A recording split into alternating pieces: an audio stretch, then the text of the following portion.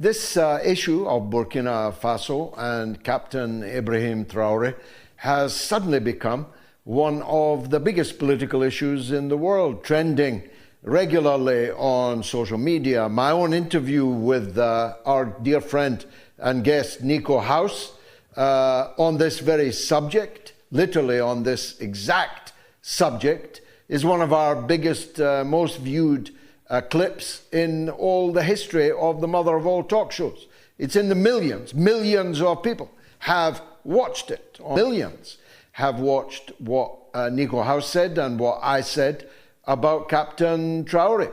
It's even worse than you said, Amy. He didn't just accuse Captain Ibrahim of stealing Burkina Faso's gold. He accused him of stealing Burkina Faso's gold to pay for his own protection. Well, I wonder why he would need protection. Well, one of the obvious reasons is that both France and the United States are quite clearly committed to killing him. What is it about Captain Traoré that they want to kill? Well, in addition to the great strides forward that you have adumbrated, this very week, the Burkina Faso government abolished all education fees. It is now free to go to nursery, primary, secondary, and university in Burkina Faso. What's not to love about that? Traoré has nationalized the building of the country's roads when he discovered that the private French companies that were hitherto building the roads were charging up to 100 times more for the building of those roads than the government of Burkina Faso itself can do. And so he's brought it in-house. There's now a public works department in Burkina Faso, in Ouagadougou, which will henceforth pave and lay roads across the whole country. Tell us why you think there's such an uprising around the world. Blacks, Africans, all around the world seem to be cheering this guy on. I mean, they're coming out in droves for rallies in support of him, wanting the West to keep their hands off. Hands off, yep. Yeah, why do you think and even here in the United States, I'm seeing a lot of support with in the black churches, the pastors coming out and saying, talking about this guy and this leader and praying that the Lord protect him. I mean, why do you think there is such a rallying around him? When you are from a community whose leadership has been executed by force, Dr. King, Malcolm X, Medgar Evers, Bunchy Carter from the Black Panthers, you cannot help but feel resonance with other Black communities who have lost leaders by deep state execution. Patrice Lumumba of the Congo. Thomas Sankara himself was executed under suspicious circumstances that fit the deep state model. And everybody in Africa knows it. And so we have all, in a collective sense, as Black folks in the diaspora, have felt the need for somebody to rise up like this again. We tried leaderless resistance. Leaderless resistance has its merits, but actually leadership encapsulated in a person with integrity and with force is something that has hit us all in a very real, deep way, because we know that we need it. So now we have somebody who's embodying this example. And that's why, regardless of where you stand in the diaspora, everybody resonates with Ibrahim. It's like, can we have somebody who's forceful enough to protect what's being built and not use that force to prey upon the people? Here in Black America, we had plenty of greedy, moocher people, who talked a good game, but didn't back it up, didn't stand on business for the actual people they said they were serving. So Ibrahim shows up and we're like, can we get more of this, please? Thank you. And that's why people are resonating all across the world. Yeah, it's interesting that, when I look at what's gone on in Burkina Faso and, it's like the West. So the West obviously got into the slave trade and did that until they could no longer do that. And when that was no longer okay, it was like, okay, all right, fine. We can't do slavery, but we'll figure out another way to siphon resources. We'll figure out another way to control. And we'll do it through like these multinational corporations that'll basically just come in and own everything. They'll come in and siphon all the resources, own everything, and the people will essentially still be enslaved to us, but just using economic slavery rather than actual bonded in chains type slavery. The West is trying to repeat history. They want to do what they're used to doing, but guess what? Times have changed and we're not going to allow the same thing to happen. What I want us to talk about today is about the similarities between Gaddafi and what is happening to Ibrahim Traoré right now as we speak. If you remember, Gaddafi was taken out by the West, and here is a US politician admitting to it. Libya. We were the ones that caused Gaddafi's death because Hillary Clinton played a game over there, and I was the one that went over there during the war. Gaddafi asked me to come over. I took a Biden staffer and a Bush staffer and a film crew leader from ABC One in New York, Larry Menti, with me, and a cameraman, because I didn't want the CIA to set me up. I hand carried the letter back from Gaddafi offering to resign. The U.S. didn't want him to resign. They wanted to kill him. Why? Because Gaddafi, and I met him 3 times. I took Biden on my second trip to Libya, by the way. He went with me when I spoke to the whole country. And every meeting I had with Gaddafi, he wanted 2 things. He wanted to unite the African continent into a group of nations economically, like European like the European economy. He wanted to base it on the gold standard. And the U.S. and Europe didn't want that. And the other thing is they wanted control of his oil, and they wanted control of his sovereign wealth. So Gaddafi had to go. As you heard Kurt Weldon admitting that Gaddafi was taken out by the US, this is not a new information for many, but I just wanted to put that out there because this man admits to being involved to what happened to Gaddafi. And what he said in that clip is that there are 2 things Gaddafi was pushing: the unity of African countries and the minerals. He wanted to use his own minerals for him and his own people, and they did not like that. They wanted to tap into that, so they removed him, right? And what did they used to say before they took him out? They used to tarnish his name. They used to say he's using Libya's resources for his personal gain. He's not a good leader. He's a dictator. They smeared his name and then came after him. Now they have begun the first step to what they did to Gaddafi, which is smear Ibrahim Traoré's name, the president of Burkina Faso. They have started saying that he's using the gold of Burkina Faso to protect himself instead of using it for his people. Absolutely, Chairman. I see this, and I don't mind calling them out, but Captain Traoré and Burkina Faso, as they know that both, whether it's their gold reserves, that is all those proceeds are just in exchange to protect the junta regime. And so it begins. They first tarnish your name. They say that you're misusing your resources. Mind you, this is Burkina Faso's resource, and Ibrahim Traoré is the leader of Burkina Faso at the moment. So as the leader, he's the one that is going to dictate how that gold or how that resource is going to be used. But guess what? The United States want to pick and choose who can run Burkina Faso, who can use the resources, the same thing they did in Libya. And look at Libya right now and look at what they were able to do to Libya. So now when they're trying to repeat history, guess what the people of Burkina Faso and Africans as a whole are saying? We're saying no, it's not going to happen. History is not going to repeat itself because we will not allow it. If any man currently is giving the West sleepless nights, especially the United States of America and France, then it is the darling of Africa and black people, Captain Ibrahim Traoré of Burkina Faso. You can call him, if you like, Captain IB.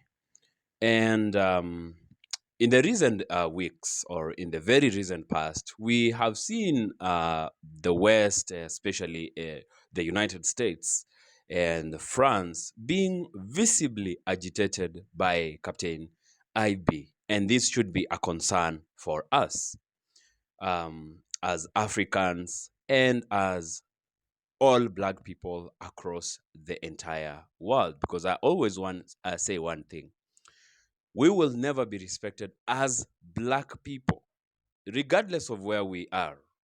until Africa commands the respect it deserves. We, as an awoke generation of Black people, must not just watch these happen.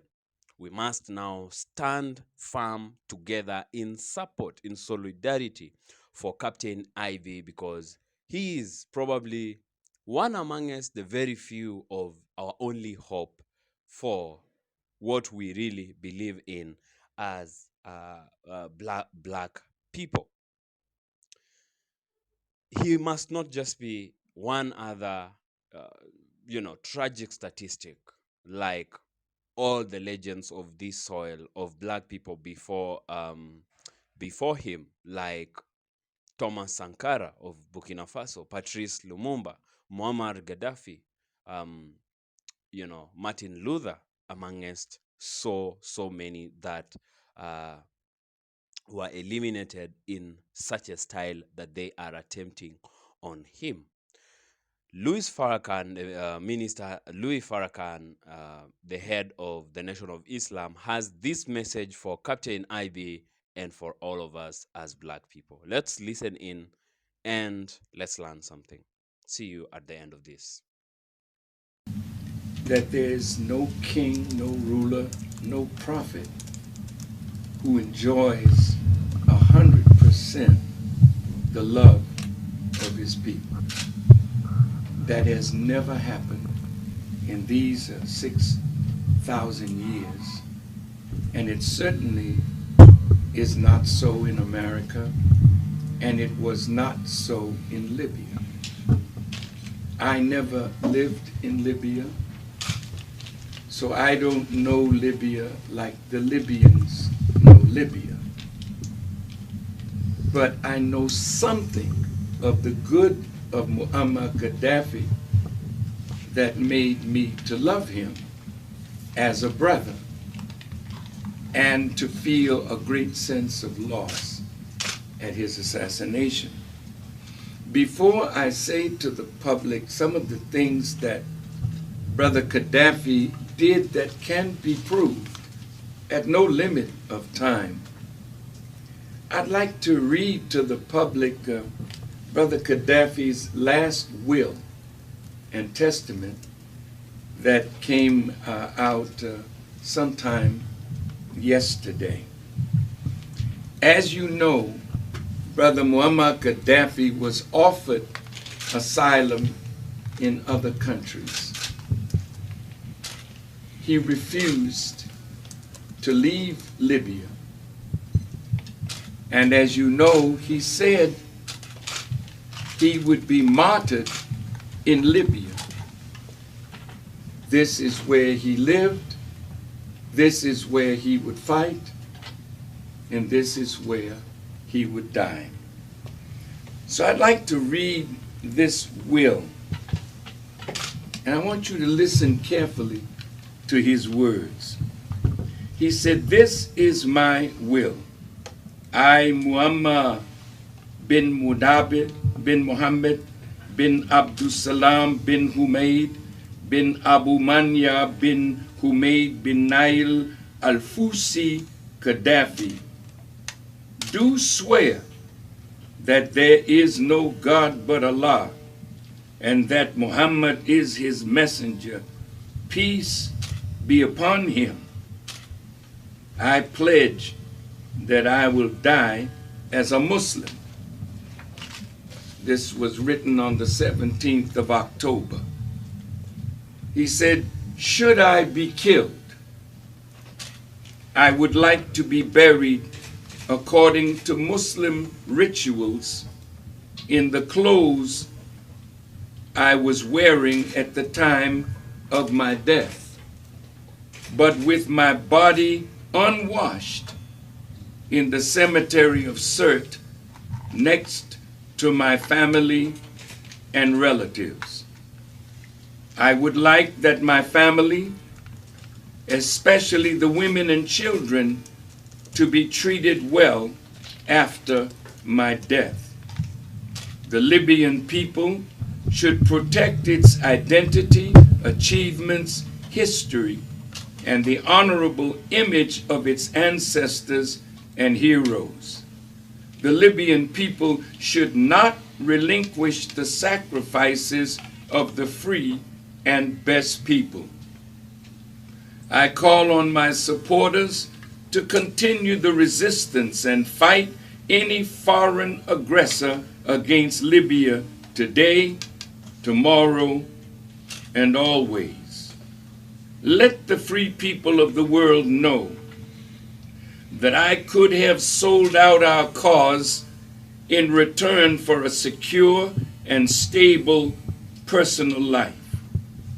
I received many offers to this effect, but chose to be at the vanguard of the confrontation as a badge of duty and honor. Even if we do not win immediately, we will provide a lesson to future generations that choosing to protect the nation is an honor, and selling it out is the greatest betrayal that history will forever remember, however they try to portray this. This was the end of his will. He was killed in a military uniform. He wanted to be buried in the khaki clothes that he was wearing. And of course, you heard the news that they took his body out in the middle of the night. He and his son, Mutasim, who we have in a picture meeting with Hillary Clinton a year and a half ago and shaking hands with Secretary of State Clinton, which should show the world that shaking hands with your enemy and receiving a pat on the back from your enemy should never lull you to sleep that the enemy has changed. The enemy is the enemy. And when you fall asleep on that knowledge, that is when the enemy will take us out. The betrayals of his inner circle. Don't think that that is overseas. That is in our own house. And we today need to watch for those close around for signs of betrayal. Because it is written in the scriptures of the Bible that in the last days perilous times will come. And betrayal will be one of the marks of the end of the world, because people will feel that they'll be safer betraying a good cause, a just cause, to save their lives. Gaddafi died in honor, fighting for the Libya that he believed in.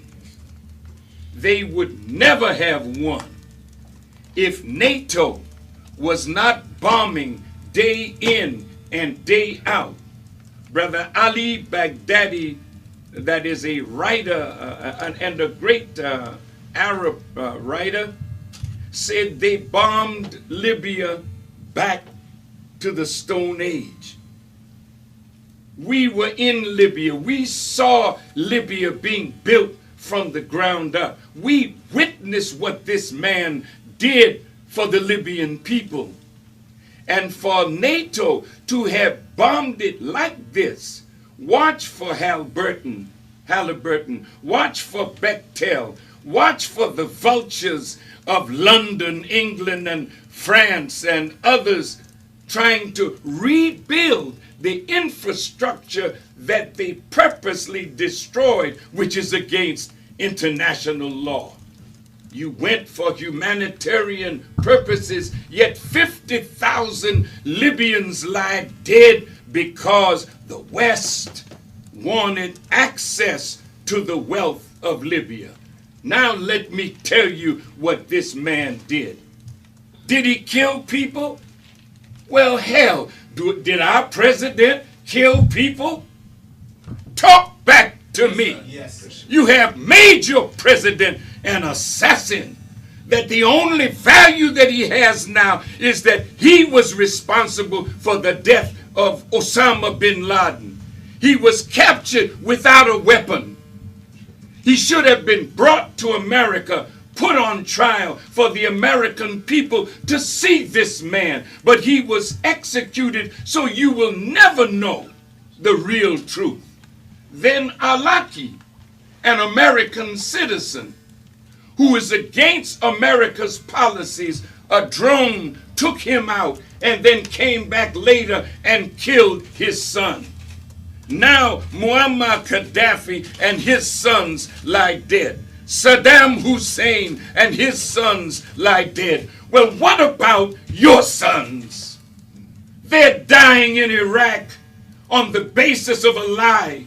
They're dying in Afghanistan on the basis of a lie. And now drones are in Pakistan, drones in Somalia, drones in Yemen. When will it stop? America, do you think that you can get away with this? If it's time for another commercial, then you go on and take the commercial. I'm just warming up. Yes, sir. All right. Thank you, Brother Minister. Brother Minister, the Honorable Louis Farrakhan is in our studio. Stay with us. You're watching The Media Connection, and we are joining WVON talk show host Cliff Kelly as he talks to Minister Louis Farrakhan about the killing of Colonel Muammar Gaddafi. It wasn't any money that he loaned to the Honorable Elijah Muhammad or that he loaned to the Nation of Islam and forgave for $5 million that he loaned us, for you to think that I am that kind of prostitute, that I would give myself to any man for money. It's the principle that made me his brother. Now look at what this man did. After nationalizing the oil, he used the oil revenue to benefit the Libyan people, building schools, infrastructure, universities, hospitals. He raised the literacy rate from 20% when he became the leader, and at the time of his assassination, it is 83%. Libya has one of the finest healthcare systems in the third world. All people have access to doctors, hospitals, clinics, and medicines free of charge. If a Libyan needs surgery that is unavailable in Libya, funding is provided for the surgery to be carried out overseas. He raised the life expectancy of the Libyan people from 44 years, and now at the time of his assassination, 75 years of age. Basic food items were subsidized and electricity was made available throughout the country. Brother Muammar Gaddafi has set up huge irrigation projects which were established in order to support a drive toward agricultural development and food self-sufficiency. He spent $33 billion on the man-made river, where his engineers brought water up out of the desert, and now pipelines ran from Benghazi and Tobruk almost to the door of Tunisia. Any Libyan who wanted to become a farmer was and still is given free use of land, a house, farm equipment, livestock, and seed. Brother Muammar Gaddafi vowed that his own parents, who lived in a tent in the desert, would not be housed until every Libyan was housed. He fulfilled that promise. Under the revolutionary leadership of Muammar Gaddafi, Libya has now attained the highest standard of living in Africa. Money from Libya's oil revenue is directly deposited into the bank account of every Libyan. Women have full access to education, employment, and he has enabled women to serve in the armed forces. And this is most important. Gaddafi was the first and the only leader in the Arab world to formally apologize for the Arab role in the trade in captured Africans. Gaddafi acknowledged that the black Africans were the true owners of Libya and proclaimed in his Green Book, quote, "The black race shall prevail throughout the world." Now, Brother Gaddafi took oil money and started moving the Organization of African Unity toward the African Union, with a goal toward uniting 53, now 54 nations in Africa to the United States of Africa. Whenever we called Africa, our call had to go through Europe. And over $500 million went to Europe. But Gaddafi put up 400 million, and the rest of Africa put up 100 million and put up an African satellite. Now you can call directly to Africa from anywhere in the world without going through Europe. He asked the African nations to stop sending their raw materials to Europe to be made into products and then sent back to Africa to be paid for in an exorbitant price range. He wanted the Africans to take their raw materials and make them into products and then sell their products on the world market. This is the man that was assassinated, and I'll close this point. The minute he wanted Africa united, America, Britain, France, Germany, Europe was against it. So they set up NEPAD, a new economic development pact. Gaddafi was against it. Sarkozy came up with another plan to take all the North African nations that are Arab and unite them with the nations of Southern Europe. Gaddafi rejected that. America wanted to set up on the African continent African as a launching pad for the recolonization of Africa. Gaddafi was against that. I read an article by the Jewish man from a Zionist that was the former assistant to Rumsfeld. I can't call his name. Who? Pearl? No, not Pearl. Wolfowitz. Wolfowitz, yeah. Wolfowitz. Hold your point, Minister. We got to go to a top of the hour break. That's the kind of information that I wanted you to give us. You're watching The Media Connection, and now we're going to hear some candid words from Minister Louis Farrakhan as he speaks to the media and their role in exposing what he believes is the truth that's not being told. Let's join Cliff Kelly and Minister Louis Farrakhan. This is a hell of a betrayal of the American people when you will not tell them the truth because you're afraid that if you tell the truth, your bosses will take your job from you. That's a hell of a thing. You don't have a democracy when you don't have a free press. You're all slaves, and you love it. So you deserve what you get, the erosion of your democracy. You'll soon be the laughing stock of the world. It's a damn shame. That's why the children are occupying space in New York, in Boston, in Washington, in Chicago, in San Francisco, and other cities. Why? Because they're not looking to you as a source of information for them. Look how long it took you all to talk about what was going on in New York. It took you 2 weeks because the same people that controlled the banks controlled the media. You all know it, but you're afraid to say it. But God put it on Farrakhan to say it for you. And maybe one day you'll get some courage to stand up and give America free media, a real free fourth estate. But right now, you ain't even worth the time of day. You need somebody to tell the truth. All right. Wow. So powerful. And this is exactly why history is very, very important, because when we look into history, then we can be able to predict the future, because history has always this tendency of repeating itself.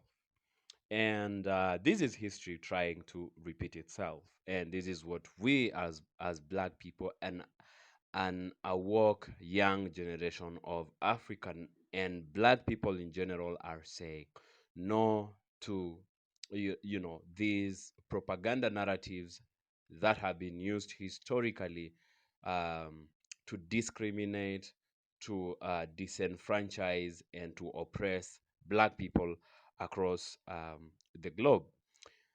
Um, Captain Ibrahim Traoré, the reincarnation of Thomas Sankara, and in whom we see the spirit of Patrice Lumumba, the spirit of Muammar Gaddafi, the spirit of Kwame Nkrumah, among many, many other African legends that the West did not want to see them, lead Africa to the promised land, must be protected by us. We have a responsibility as black people across the world to make sure um, we stand by him and with him and for him, because we have seen what has been happening before. We have seen the propaganda narratives, and when they were taking out, eliminating Patrice Lumumba, Thomas Sankara, and even Muammar Gaddafi, or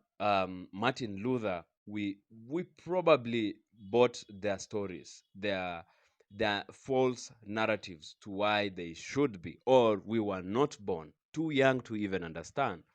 But today, the case is not the same anymore. We cannot accept this, and black people must have this solidarity, because what you realize about imperialists, the white imperialism, is they are a united force. They are not a majority. In fact, they are a minority across the world. But just because they stand together as a unit, solid unit, when you touch one of them in America, even those as far as in Australia will speak.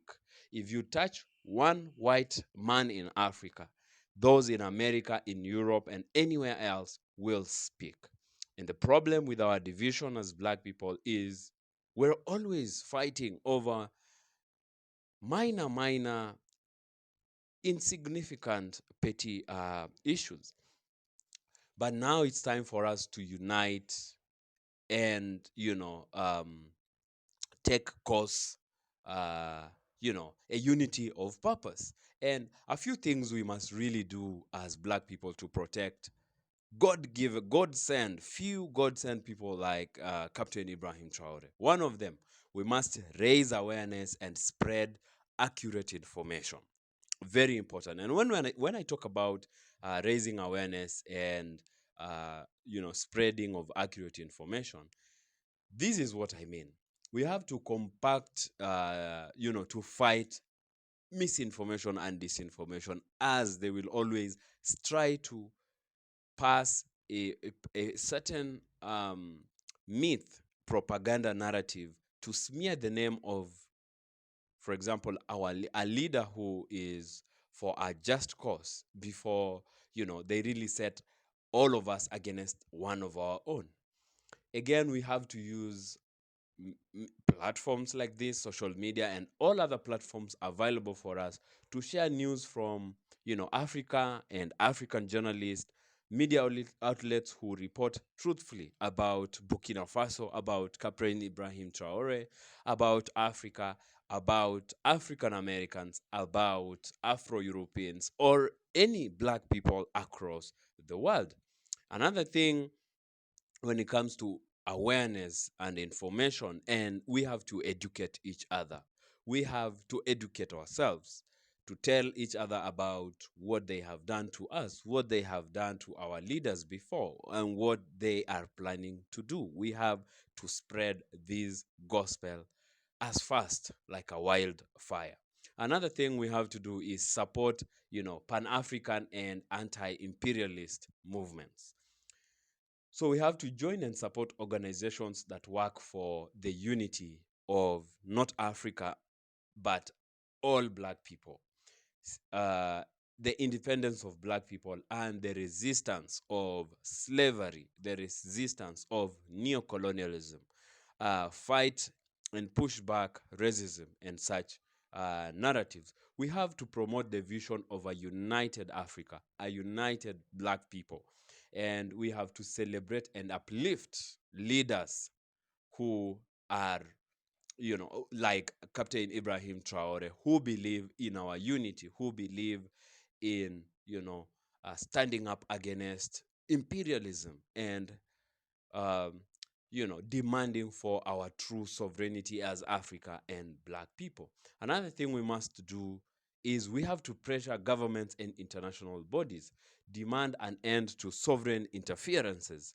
We can also expose foreign destabilization efforts, what they often do when they want to, take advantage and loot the minerals. We have to expose what the West is doing in the Congo, what what France has been doing across the entire of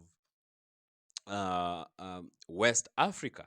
We have to ask questions like, why do a country like the United Kingdom have military bases in the former colonies? And then another thing is economic support and investment. And when we talk about this, support local economies, support Black-owned businesses.